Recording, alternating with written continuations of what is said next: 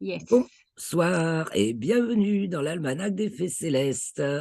Je suis ravi de vous présenter les commentaires astrologiques avec Yasmina pour la période du 15 Bonsoir Pierre. au 21 mars 2023, la quatrième phase de la troisième lune d'hiver nord, été, sud, donc la dernière phase de la lunaison et de l'hiver, et qui comprend l'équinoxe, le 20 mars. Donc aujourd'hui, nous allons regarder le thème de l'équinoxe, bien sûr, l'entrée du soleil dans le signe du bélier, donc, et puis le thème du dernier quartier et le thème de la nouvelle lune qui se produit dans le premier degré du signe du bélier, puisque en fait, c'est l'équinoxe juste avant la nouvelle lune. Ça va bousculer plein de choses, je pense. Alors, partageons l'écran, hein, je partage. Merci Yasmina d'être, avec moi, si souvent et de manière aussi assidue. C'est très plaisant. Je pense que pour ceux qui regardent après, c'est plaisant aussi. Alors j'avais déjà mis Parce que c'est hyper intéressant. merci. Eh beh, j'espère que ça va gagner, un certain nombre de gens un peu plus. Alors évidemment, on est curieux. Alors, Mmh. on va regarder, ce thème de l'équinoxe qui est quand même le thème de l'ouverture de l'année, quoi. Enfin, d'un point de vue naturel, hein, parce que, il y a les 2 équinoxes, sont le thème d'un début, même les thèmes des solstices aussi. On peut démarrer l'année à l'équinoxe ou au solstice et celui qu'on veut. Parce que si on regarde les différents calendriers aux différentes époques, fut un temps où c'était plus souvent au moment du Capricorne que démarrait l'année. Dans certaines cultures, c'est au moment de l'équinoxe d'automne. Heu, bon, j'en connais pas au niveau du solstice d'été, mais on voit des calendriers qui démarrent au Capricorne ou d'autres, à la Balance. Bon, nous, depuis longtemps, c'est le début de l'année.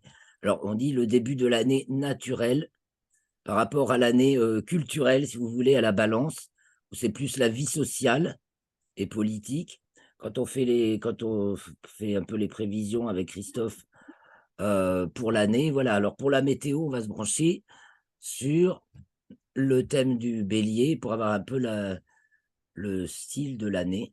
Alors ça a l'air assez déroutant d'ailleurs, il va se passer plein de choses, hein, on y et si on veut regarder la vie politique, Mmh. on va plutôt regarder, au moment de la Balance, c'est souvent là que commence d'ailleurs la nouvelle année, socio-politique. Et puis bon, on va regarder bien Ah sûr d'accord. les 2 thèmes qu'encadre le dernier quartier donc, avec, sa conjonction, Mercure-Soleil-Neptune, hein, au double carré de l'opposition Lune-Mars. C'est pas rien non plus, ça percute. On a Mmh. un thème très, voilà, très rebondissant, on pourrait dire, avec un petit le effet de levier tensionnel par Pluton. Donc, personne remarque donc puisque c'est Pluton, mais qui néanmoins déclenche. Alors, c'est rien, tout ou rien, avec une Vénus au fond du ciel qui s'apprête donc à rentrer dans le signe du Taureau. Elle rentre dans le signe du Taureau, on a dit le 10. Le 10, qu'est-ce que je dis? Le 17, il me semble. Ah voilà, ce qu'il faudrait que je raffiche. Je ne l'ai pas affiché. C'est voyons, je remets le document de tout à l'heure aussi, la chronologie là, du mois, de la semaine. Voilà, donc Vénus entre dans le signe du Taureau le 16 à 23h34. Oui, tout se passe en début. Donc dans le thème, elle est vraiment à toute fin du Bélier et puis donc, on voit qu'il y a vraiment un effet de ça Mercure, Soleil, Neptune, c'est vraiment, l'ouragan, la tempête, ça secoue dans tous les sens. Ça tourne, ça virevolte et ça puis c'est en Poisson, ça a un effet tempête. Alors je sais pas si le temps chez vous est pareil que chez moi, mais c'est, giboulé, Si, c'est très oui. capricieux. De la pluie et du vent. Oui, voilà, Ouais, quelques rayons de soleil quand même la entre pluie et du 2, vent. un peu de surchauffe et puis de l'orage et puis voilà. Bon, ça sent le printemps qui approche aussi, mais c'est normal. C'est le temps de gibouler, hein, un peu, hein. On retrouve, à la fois le temps de saison, Mmh. mais bien accentué cette année. C'est vrai que Mercure-Neptune, pour accentuer les giboulées, c'est pas mal. C'est pas mal. Mais bon, déjà, c'est un peu la thématique des poissons, du moins sous nos latitudes, où ça fait, il y a le beau temps qui arrive, et puis quand même, il y a encore le mauvais temps, donc ça se confronte, et on a les 4 saisons, même dans la même journée, souvent, à cette période de l'année. Mais alors, cette année, ça prend de l'ampleur, vraiment beaucoup d'ampleur, quoi, parce que c'est conjoint à Neptune, quoique dans les années précédentes et qui viennent, ça se reproduit à peu près toujours à 2 jours d'écart, hein, la conjonction du Soleil à Neptune. Donc chaque jour, chaque année, 2 jours plus tôt. Non, 2 jours plus tard, pardon. Attendez. Normalement, 2 jours plus tard, ouais. Puisque le Neptune a avancé de l'équivalent de ce que fait le Soleil en 2 jours dans le ciel. Neptune a avancé de ce que fait le Soleil en 2 jours dans le ciel. En un an, voilà, elle a avancé de ce Mhm. que fait le Soleil en 2 jours. Donc la conjonction suivante se produit deux jours plus tard. Donc là, c'est le 16, mais l'année prochaine, ce sera le 18. J'ai tout marqué dans l'article, mais je ne me souviens pas de tout après, hein. Mais vous allez le retrouver, ça, dans l'article. Donc, on a Vénus au fond du ciel qui entend la conjonction Lune-Mars en 12-6. Il y a quand même, c'est tendu, hein, c'est très. Puis c'est tout à la Mhm. folie. Enfin, moi, euh, assez éprouvant. Mais bon, quelle bonté. Il y a de la bonté quand même, au fond. De la, il y a du charme et de la bonté, Il y a une certaines. protection. Protection, ouais. Ouais, protection. Ouais, c'est ça. Bon, après, en héliocentrique, Mhm. c'est plus tendu. Vénus est tensionnelle, sauf avec Jupiter. Bon, c'est les alliances, les nouvelles alliances, hein, parce que Jupiter en bélier signe la nouveauté, hein, et, euh, et Vénus en Gémeaux signe la pluralité, multiplicité. Mais justement, ça Mhm. passe mal. Ça passe mal, mais il y a un côté, Oui, ça. Mhm. oui, ça passe difficile, quoi. Ça fait penser au livre. Je pense juste au livre d'Alexandra Orion-Caude qui vient de sortir, alors je trouve, je viens de lire des trucs complètement diffamants, évidemment. On voit beaucoup de diffamation avec Mercure-Neptune. C'est tellement bon et vrai ce qu'il a dit, hein, que évidemment ça va attirer Mhm. les pires diffamations. Voilà. C'est un exemple qui permet d'illustrer un petit peu cette configuration. Par contre, on voit qu'Uranus, là, enfin, devient un pôle détente. Donc, en fait, bon, le bon sens va l'emporter, quelque part. Ou alors, il me semble, pour moi, là, dans ce cas-là, c'est plutôt la bonne direction, quoi. Puis là, tout le monde, on y va sans hésiter. On a les deux fonctions petit r là qui sont les deux, c'est-à-dire représentation intensive, qui sont toutes les deux harmoniques.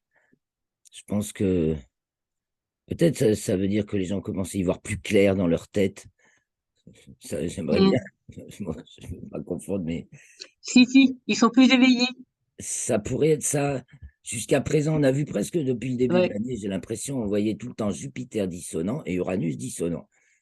Et là, on arrive, enfin, en héliocentrique, hein. Et là, on voit mieux une direction, quoi, parce qu'il semblait impossible de prendre une direction, parce que de toute façon, c'était toujours dissonant. Et à part voilà, la direction complètement fasciste d'un Uranus taureau dissonné, là, c'est facho.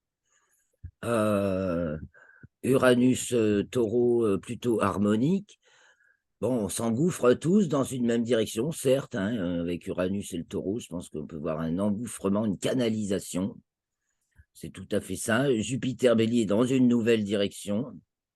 Voilà, ça donne beaucoup de puissance, Uranus taureau surtout, hein, où c'est comme là, une Mhm. fusée qui s'arrache, hein, et donc, on va aller Donc, voir. c'est-à-dire que les peuples sont en train de s'élever. Bah, peut-être de Et s'autonomiser, oui, de prendre ce qui se leur, passe actuellement, c'est que mm, leur indépendance, oui, puis ils comprennent mieux les choses, ils ont vu ce qui s'est passé. Voilà. On a voulu les endormir et en fin de compte, il y a un éveil qui est en train de se qui est mettre, en pas train, spécialement pour la France, mais dans le monde. dans le Mm. monde entier, oui. Alors bon, bah, Mars est Ouais. passé à l'opposition de Pluton, ça craque, hein, et oui, parce que ça a été l'histoire que ce soit l'histoire du Covid, l'histoire de la guerre en Ukraine, bon, qui c'est qui croit encore à tous ces mensonges? Alors les Mm, mensonges sont percés mm. peut-être, hein. C'est ça aussi, les mensonges sont révélés. Révélation, Oui, Uranus sur la oui. révélation. Mm. Alors donc, Mercure, Neptune, c'est plutôt en Poisson, c'est plutôt l'embrouille, tout ce qu'on peut tisser comme embrouille. Et bon, bah, le filet se déchire quelque part, parce que Uranus, Taureau, ça pourrait être le chalutier dans ce cas-là. Mais le filet se déchire. Et Mars est donc en Lion, en héliocentrique, toujours en Taureau, non, en Gémeaux, pardon, en géocentrique, mais ça y est, c'est fini. On va sortir de cette période de 6 mois, là aussi, de Mars, cette période de Mars exceptionnelle, qui est donc hors limite zodiacale aussi, nord, depuis 6 mois, dans le signe des Gémeaux. C'est ça nous a dans tous les sens, ça a rebattu beaucoup les cartes, en fait. Donc, Vénus au fond du Mm. ciel, on recampe un nouveau, enfin, elle est en 3, ça dépend où, hein, elle est en 2 ou en 3 selon les endroits. Chez nous, elle a l'air d'être encore en 3, mais si on est un petit peu plus, il me semble, si on est un petit peu plus à l'est, elle est en 4, si je ne me trompe. Oh, voilà Didier. Ouais, elle est en tête. Ouais. Coucou Didier. Je t'entends pas, mais bon. Bah, ravi que tu sois avec nous, hein. Il est avec Voilà, ben, ça il est va, avec son portable. on va s'entendre quand même. Je sais jamais où nous mettre pour y voir quelque chose, mais bon. Bonsoir Didier. Oh Bonsoir. oui, comment ça va? Oh bah, je viens de me réveiller. Ah, c'est Ah, ce que je disais. Bah, je m'étais pas trompé. C'est ce que j'ai dit. L'ours se réveille. Oui, je dormais sur le téléphone. Oh là là, c'est pas bon ça. Bon, c'est bien, il t'a réveillé. Alors on va regarder surtout le thème de l'équinoxe. Bon, là, on a été regarder le thème du dernier quartier, le 15 donc, avec Vénus au fond du ciel. Fait une jolie figure avec Mars et Mhm. Saturne, donc c'est très physique, hein, surtout qu'elle va rentrer en Taureau, que ça y est, Saturne est entré en Poisson, hein, et que Mars est encore en Gémeaux, mais plus pour longtemps. En fait, donc c'est une glissade vers Bélier, Taureau, et ça c'est en train de se faire. Gémeaux, Cancer pour Mars, c'est en train de venir, et Saturne qui vient juste d'entrer en Poisson, c'est fait. Ça, c'est fait. Donc, c'est aussi pour ça que il flotte un peu plus, hein. Et je pense qu'il ne faut pas s'affoler sur la sécheresse, hein. Avec Saturne en Poisson, on risque plutôt d'avoir une dominante, plutôt enfin un fond c'est comme un fond de tarte, hein, pour la météo, quoi. Saturne, ça va plutôt être humide que Saturne en Verseau, ça va plutôt être sec en fond de tableau. Après, bah, ça se module avec. Tant que Jupiter est en bélier, bah, ça va. Voilà, il y a des à-coups de beau temps. Quand Jupiter va arriver en taureau, avec Jupiter taureau et Saturne poisson, je pense, à mon avis, on n'a pas de sécheresse à craindre cet été. Mais bon, on en reparlera cet été, hein. mm. On verra. Donc c'est bien. Ah, bah, de ce point de vue-là, oui, après, on dira, oh, on a eu un été pourri. Parce que quoi que fasse la géo-ingénierie, la nature commande toujours. Alors, elle fait toujours. La géo-ingénierie aggrave C'est les vrai. situations, mais c'est quand même la nature qui fait le temps qu'il fait. Et après, eh bien, en plus, voilà, la Mm. Terre rétablit l'équilibre comme un peu, la Terre, comme tout être vivant, cherche à rétablir son équilibre quand on l'emmerde. Donc, c'est comme la fonction de Mm. tout être Mm. vivant, c'est de se retrouver à l'équilibre. Garder son homéostasie, quoi, rester en équilibre avec. son environnement. Donc, l'environnement de la Terre, bah, c'est le Soleil et les autres planètes. Donc, heureusement pour l'instant. Et puis, on n'a pas trop envie la plupart des gens n'ont pas envie de le comprendre. Alors, bon, tant pis pour eux. Donc, voilà l'entrée du Soleil en Bélier qui se passe Mm. à 21h24 le 20 en temps universel et la nouvelle lune qui arrive à 17h22, donc pas longtemps après, hein, 18 heures à peu près plus tard, le 21, et qui se produit dans le premier degré du signe du Bélier. Que de nouveautés avec Mercure en plus. Donc, nouvelle lune avec Mercure en Bélier. En 7, à mon avis, on va en voir du nouveau. Hein. Alors, de quel point de vue ça va être nouveau? Puis là, la semaine va être assez déroutante d'ailleurs, parce que c'est Neptune qui est au descendant. Alors, dissonant, Mars. Ouais, Mars fait ça, il y a plein de choses qui pètent. Hein. Ça pète. Hein. Dissonant, donc Neptune et Lune, Soleil et Mercure. Le carré, bon, à Mercure, bof. Mais à Neptune, Soleil et Lune, forcément aussi marqué par Mercure, c'est une brisure qui se confirme. Et puis Saturne est entré en Poisson, un signe des contraires, alors que le Verseau est un signe des dosages. Donc là, on va plus facilement sentir la dualité. Elle va s'acter, il y a une dualité qui va être... on va retenir comme bilan de cette nouvelle situation, d'abord, une dualité, et donc l'apparition de nouvelles... au moins d'un nouveau courant, d'une nouvelle dynamique, d'un nouveau groupe, et sans doute l'arrivée de nouveaux leaders. Parce que ce qu'on voit aussi, c'est Vénus au nœud ascendant de l'orbite lunaire. Alors, ça, c'est la nouvelle lune. Je vais revenir sur le bélier, l'entrée du soleil en bélier. Donc, on voit que la nouvelle lune est marquée au niveau des angles par Neptune, la nouvelle lune.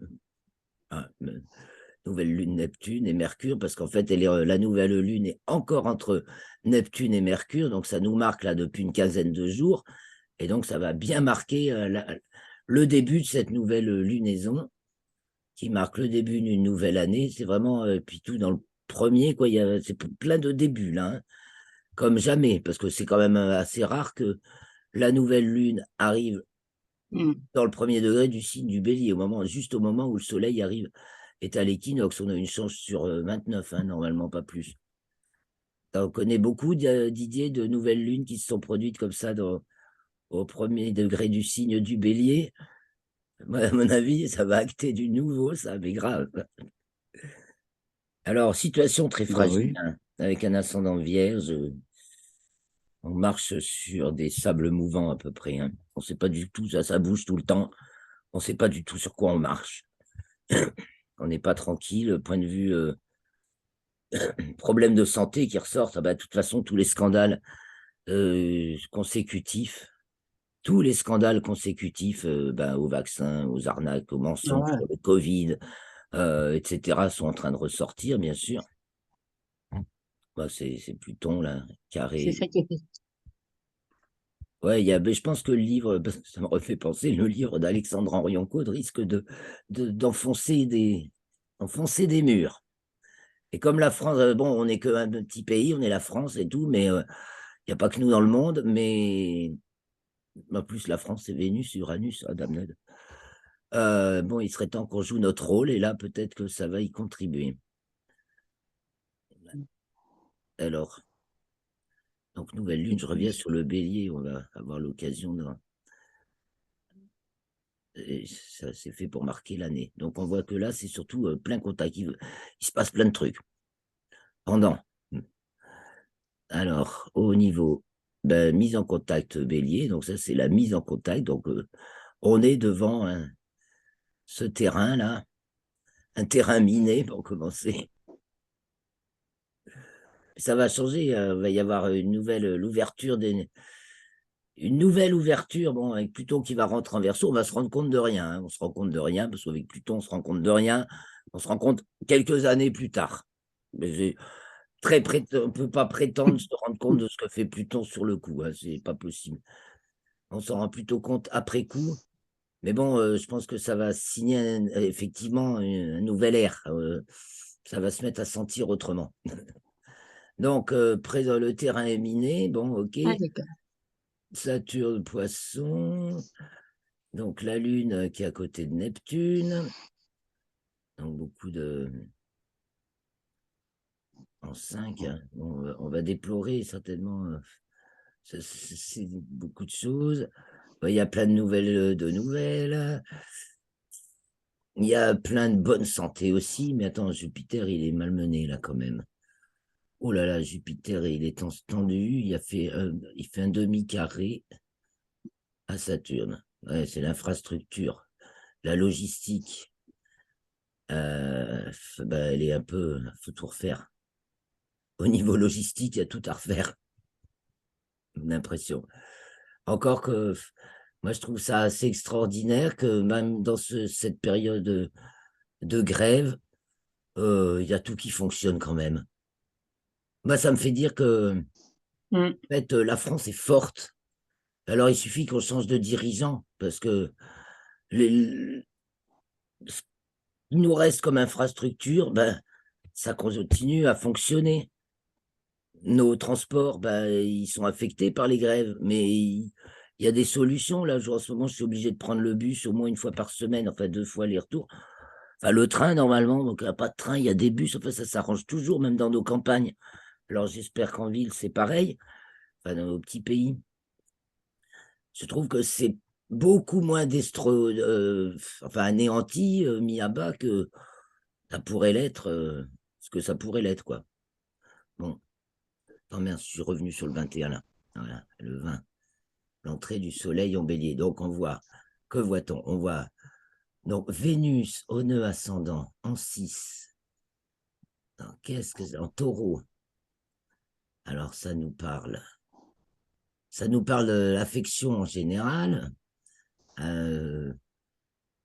Naissance d'une émergence, on va dire, avec le nœud ascendant, de nouvelles affections. Alors, il est sextile à Saturne. Vénus est sextile à Saturne. Donc, c'est des choses, parce que là, on peut penser affection au niveau du cœur comme des maladies, parce que justement, c'est en 6. Et c'est de sextile à Saturne en Poisson. Donc, malheureusement, ça nous parle un petit peu de maladie. Et en même temps, ça nous parle peut-être de choses justement qui arrivent et qui en disent long sur ces maladies. Et qui donc du coup entraînent des réactions, puisque c'est Trigone à Mars qui, elle, est en 8. Et donc, là, c'est ce qui nous est donné, ce qu'on reçoit. Donc, on va recevoir des retours multiples, mais en même temps de la Bah ouais, c'est ça. réactivité. Hein. Ouais, en même temps de la Je disais, réactivité, c'est sûr, parce que c'est. Mm. de la combativité. Alors, pour l'instant, chacun fait sa sauce, hein, un peu en Gémeaux, dès que Mars va entrer en Cancer, et ensuite continuer sa route. Voilà, la prochaine opposition, elle aura lieu donc 2 ans et 2 mois après la précédente, ce sera en décembre 2024.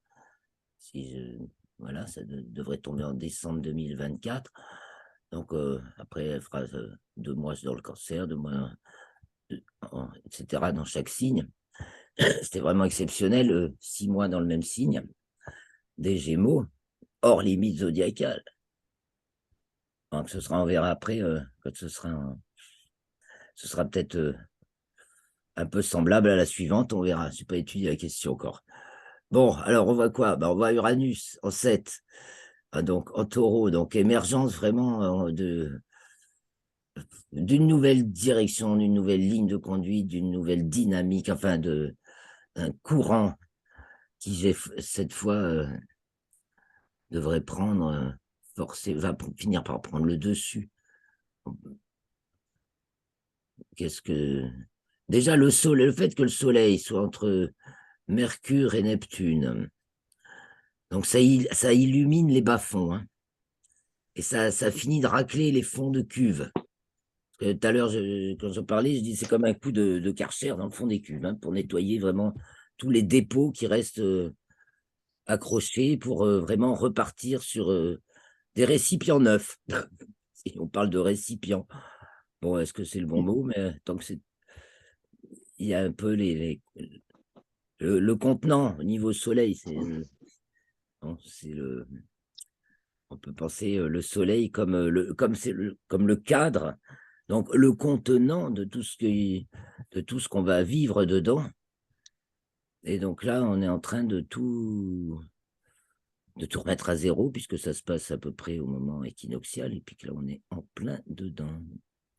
Et alors donc, on voit que c'est tout occidental, sauf Pluton qui est oriental. Voilà. Et là, ça se déclenche. Parce que voilà, c'est le moment. Alors, Pluton en détente en héliocentrique, Pluton en détente de l'opposition Terre-Neptune. Bon, ah oui, de toute façon, c'est les lois qui nous dépassent, hein, qui nous dirigent. Alors, soit on a la connaissance, on les reconnaît et on peut suivre le mouvement, même si on n'a pas le pouvoir dessus. Par contre, on peut comprendre ce qui se passe. Soit on les ignore et on tombe dans tous les panneaux. Donc, on retrouve Vénus, Trigone, Saturne, comme ici, on a vu Vénus, sextile Saturne. Vous voyez, ça insiste lourdement sur les bons aspects entre Vénus et Saturne.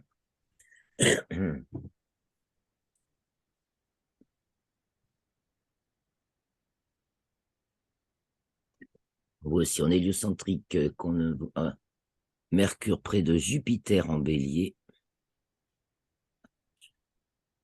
On pousse un peu. Et donc aussi tensionnel avec Saturne. Et Jupiter qui fait aucun aspect. Ah bah tiens, tout à l'heure, on a vu 2 aspects harmoniques sur Jupiter et Uranus au moment du dernier quartier. Là, on voit qu'il n'y a plus d'aspect du tout. Et il y a Mercure qui fait un demi-carré à Saturne, donc c'est la transcendance intensive. Les mots, l'approfondissement des mots, des idées, des images, ou leur renversement avec Mercure, et l'approfondissement par l'expérience. On rentre dans le vif du sujet avec Saturne, qui là est encore en Verseau, en héliocentrique. Et oui, il ne faut pas l'oublier, elle n'est pas encore en Poisson, en héliocentrique. Hein. Il passe... je vous dis ça, c'est dans l'article. Je ne me souviens plus de tout. Donc, il y a les faits et les mots ne disent pas la même chose. C'est important à retenir.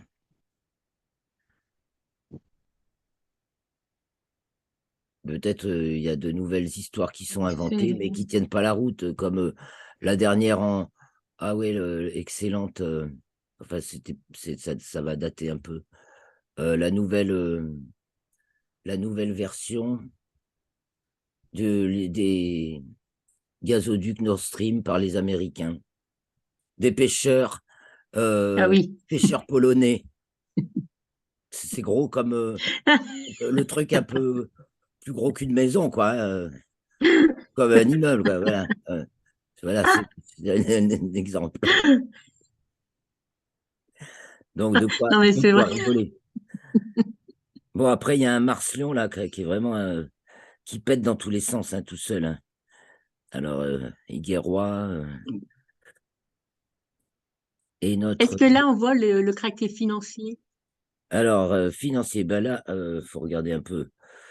On va regarder financièrement parlant. Bah, peut-être que Mercure va faire chuter Jupiter, ouais, financièrement parlant, les affaires, les biens, la richesse, directement en hélio, on va regarder Jupiter. Le soubassement de la richesse, on va regarder Neptune. Et le fond, ça va être Pluton même. Mais là, Mercure qui arrive sur Jupiter, oui, ça peut faire tomber l'édifice. Ah bah d'ailleurs, donc ce Mercure étant chargé d'un demi-carré à Saturne, c'est un principe de réalité qui, dans ce cas-là, va faire chuter peut-être la bourse. Localement chez nous, bah alors on n'a rien de spécial en deux. Alors on a 2,8, hein. Bah, on voit qu'il y a quelque chose qui craque. Alors moi, comme j'utilise pas les maîtrises, évidemment, on va dire ben, Sagittaire. Donc on va regarder Jupiter. Bon, on revient sur Jupiter. Jupiter qui est pas bien heureux d'ailleurs, pratiquement à la limite 5-6, plutôt là, 5-6 et 5-6. Et qui est surtout très dissonné également, hein. Demi-carré Saturne, pareil, on retrouve demi-carré Saturne, Jupiter. Et là, bah là c'est à Mercure, mais ça va l'entraîner. Et puis on a Mars en face, donc dans cet axe, ben voilà, ce dont on a besoin et ce qu'on reçoit. Donc là, on reçoit des paires de claques, des volets de claques. Mars, Saturne, on remet les comptes à leur juste niveau. Et effectivement, ben, il y a des fuites, il y a des pertes. Peut-être que on va peut-être revenir sur un principe de réalité. Pour la richesse, on va voir Vénus aussi quand même. Mais par contre, au nœud ascendant lunaire et en 6, puis elle est en taureau. Ouais, donc la richesse, il y a des nouvelles richesses aussi, hein, puisque c'est pas Uranus en taureau nous parle de la richesse aussi, et Vénus, également en taureau, nous parle aussi de la richesse. Mais il y a l'émergence de nouvelles richesses plutôt. Il y a un basculement complet, quoi. C'est plus les mêmes leaders, c'est plus les mêmes détenteurs de la richesse. Alors j'espère que je dis vrai, évidemment. C'est vite vu dans les thèmes. Après, mais c'est surtout parce que c'est nos façons de voir et de penser les choses, hein, qui vont tout bouleverser. C'est vrai. Donc notre façon de voir, on la voit surtout là. Ben, par contre, Uranus, c'est voilà, le thème du modèle dans le thème équatorial. Donc le thème du référentiel objet. Donc là, on voit que Uranus est très tensionnel et que c'est Mars qui fait un trigone à Saturne et Vénus un sextile, bon, comme dans le premier thème. Et qu'il y a un Et Pluton carré Vénus-Pluton. à Neptune. Ah oui, il y a un petit détail que j'ai oublié de signaler, c'est que Vénus est carré à Pluton. Cette Vénus au nœud ascendant de l'orbite lunaire est carré à Pluton, on le retrouve ici. Il y a vraiment un lâchage en même temps, hein. Voilà, Vénus, c'est je suis attaché à, mais Pluton, c'est inaccessible. Et on est entre ce à quoi on est le plus attaché, donc ça peut être notre amour, notre richesse, nos proches, bien sûr, nos favoris, voilà, hein, et ce qu'on aime, ce qu'on trouve beau, etc.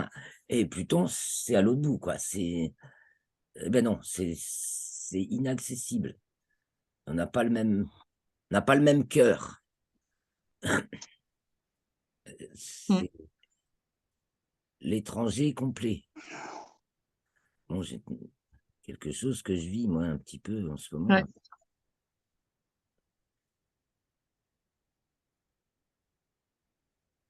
Ça va, Didier? Non, non, il a dû se rendormir. Faut que la lumière. Ah oui, j'écoute. Ah bon? Oui, bon, l'éclairage est juste au-dessus de moi, ça éblouit, oui. Ah oui, puis on voit qu'on a l'axe des nœuds aussi, pratiquement dans l'axe horizon. Donc, franchement, pour cette entrée du soleil en bélier, c'est une sacrée année qui s'ouvre, hein. Alors qu'on pouvait s'y attendre, hein. On s'attend à l'arrivée de Pluton en Verseau, bon, ben, Saturne en Poisson, etc. Donc, tout se renverse. Bon, est-ce que le plus important pour nous, c'est de savoir est-ce que c'est les forces de l'ombre ou les forces de lumière qui vont l'emporter? Il y aura toujours deux forces en lice, hein, de toute façon, Non. inexorablement et de tout À mon temps. avis, c'est les forces ça va être les forces de lumière.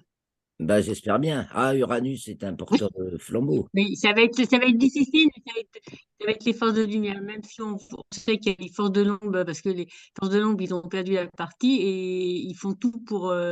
Bah, pour pas la... On sent vraiment qu'ils s'accrochent, mais désolé, vous pouvez vous accrocher, Ils sont has-been. ça va tomber. Ils sont has-been, comme on dit. Non, complètement. Et oui, on voit que le fond du ciel entre Pluton et Saturne, c'est sombre, hein. Le fond s'accroche. Mm, Alors, comme je disais, Mercure, Neptune, avec le Soleil, nettoie vraiment le fond, justement. Là, ça éclaire les- mm. tous les bas-fonds et ça passe un sacré coup de nettoyage, même si on peut, justement, au milieu de tous ces mensonges, ces histoires qui tiennent pas debout. Mercure, Neptune, il y a Mm, des histoires qui tiennent pas debout. Pour, mm. bon, on Ouais, est c'est vrai, hein. capable d'en inventer d'autres. Mais finalement, ce qui a l'air de s'apprendre, c'est justement pour tout un chacun, c'est de continuer à vivre sa vie et de dépendre de moins en Mm. moins de cette prise de ce storytelling, là, de ces histoires débitées à À longueur dormir de debout. journée. Mm, Oui, et en même temps, mm. maintenant, est-ce que les médias vont pas basculer aussi? C'est la question qu'on peut se poser, justement. Ceux qui font le storytelling sur commande sont faits aussi par des gens qui, eux aussi, ont les oreilles qui s'ouvrent, hein, comme tout le monde. D'ailleurs, Neptune, c'est nos oreilles qui s'ouvrent aussi. On entend peut-être d'autres sons, là, tout d'un coup. Donc, le fait que ce soit Soleil, Mercure, Neptune, on a une gamme comme on a rarement quoi, à entendre. Alors, les amis, nous avons presque terminé. Je vous donne rendez-vous mardi prochain à la même heure pour la suite des festivités. On reviendra certainement sur ce thème du bélier, puisque l'année ne fait que commencer. Nous serons donc le 21. Je suis désolé, on le fera le 21. Je ne peux pas être libre le lundi, donc ce sera le mardi. Merci beaucoup et ben, à très bientôt. Alors, passez une bonne semaine, la dernière de Au revoir, l'hiver. Didier. Au revoir à tous.